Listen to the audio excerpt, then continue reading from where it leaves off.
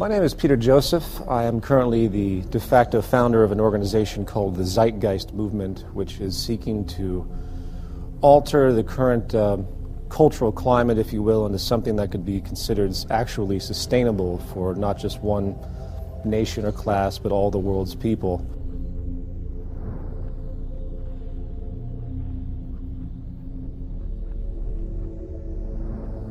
We live in a paradigm now where we have society operating on the idea that we can grow infinitely. Therefore, we keep buying and consuming regardless of how many resources we have. This creates a collision course with nature, which the world is figuring out right about now on many levels, that the Earth is essentially a closed system. It took billions of years to create the minerals we have. It took many, many hundreds of millions of years to create the fossil fuels which govern everything we have. And amazingly enough, we've created this system where we're using all of our resources to create the economic growth required to sustain employment and everything else. And simultaneously, we're diminishing our resources at a near exponential rate, it seems, as population continues to grow. And no one seems to understand that it's an absolute clash, and that eventually we're going to run out of pivotal resources, and eventually you're going to see things, I don't know, like the human population start to dwindle down.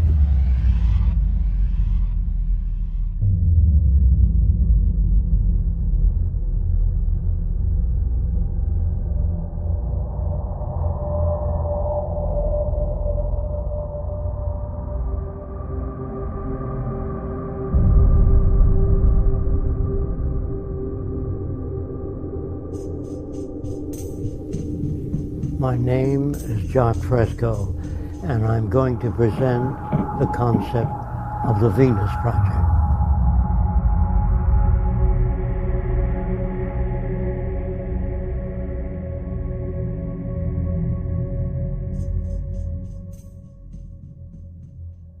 If you don't want war, if you don't want poverty, hunger, unemployment, you have to declare all the Earth's resources as the common heritage of all the world's people. All the artificial boundaries have to be removed so that people can travel anywhere. It has to be a global society. There are many people that feel, well, let's develop each country. You can't do that, because if the Russians do experiments with nuclear materials and the Chinese, that air goes all over the world. So it's very hard to work independently. So I would say, if you want these things, you have to change the way your society operates.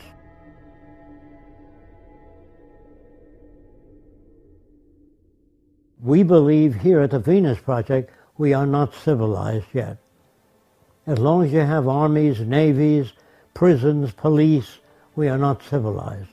No nation is civilized. Being civilized is an ongoing process.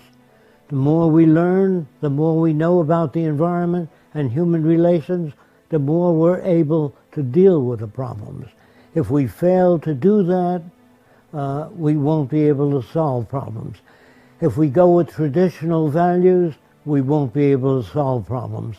All of these pump primers do not work. There's always been wars. The wars have continued to get worse, even though the universities today have the most sophisticated equipment in the science labs, the architectural labs, all the labs, and the wars are getting worse. The explosives are getting worse. Since the atom bomb, the explosive power is much worse. So there's something definitely wrong with all cultures. When I say wrong, I mean that the system doesn't work. Now, to talk about a system that does work is a little foreign to our habits of thought, so I'm going to try to explain how we make decisions. Actually, we don't make decisions, we arrive at them. The only way a real society can operate, period, is in a steady state economy, meaning you don't have the mechanism of constantly needing to do anything other than being sustainable in your everyday living and having society recognize the attributes of sustainability rich are required. That's the value system orientation needed to create a stable society. As a brief extension of this, we live in a materialistic culture. We live in a culture that's predicated on inferiority and people thinking that they need more and more and more because of many reasons, because of someone else having more, status-oriented issues, so on and so forth. And that fuels into this mechanism of the growth economy, of getting more and more holidays, people give each other gifts. These are inventions for economics. As long as we use money and the bottom line is profit, then those who control the money are able to make the laws in their favor. And that means that they really don't care about people. They care about wealth, property, and power when that is the main incentive. So when we use a monetary system, there is no justice within this system. There's no making this system equitable. What we need is an entirely new system that we call a resource-based economy.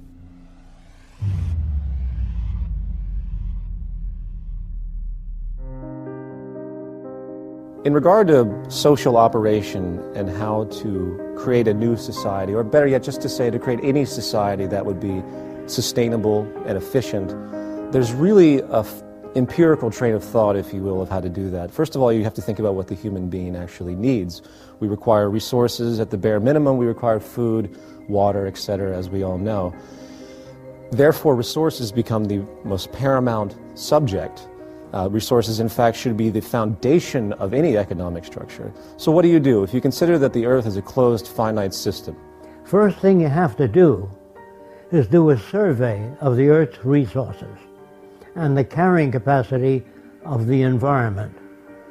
If you produce a population far in excess of the carrying capacity of the environment, you're going to have trouble. You're going to have malnutrition and all the problems that go with it.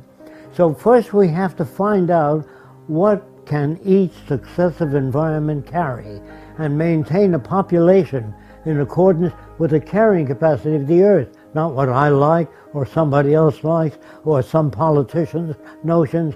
It has to be based upon the carrying capacity of the Earth. To organize a structure based on the intelligent management of the Earth's resources, you start from essentially the base level of where is everything. So you look at the planet and you say, okay, we have iron ore here, we have petroleum deposits here, if we were using petroleum at that point in time. In the future, hopefully will not be because it's damaging. We have places for great wind energy here. You get the point. We can assess the entire environment of what we currently use based on our technological facilities at that point, and we start to create a structure of analysis, maintenance, and management, and basically monitor and understand what we have. Then we can design the parameters for the new society. Without a survey, we couldn't do that. Survey means physical disabilities, all the known diseases. That tells us how many hospitals we have to build. Of course, the survey would include available materials. Otherwise, if you just sit down and turn out a hospital or turn out a social plan, not based on what you have, not based on what Fresco believes, only statistical evidence.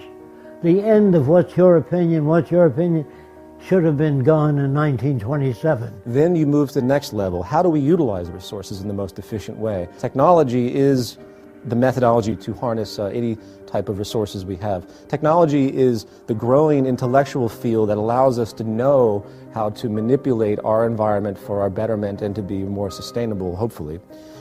So what we do is we utilize our technical information, and then we analyze the planetary resources.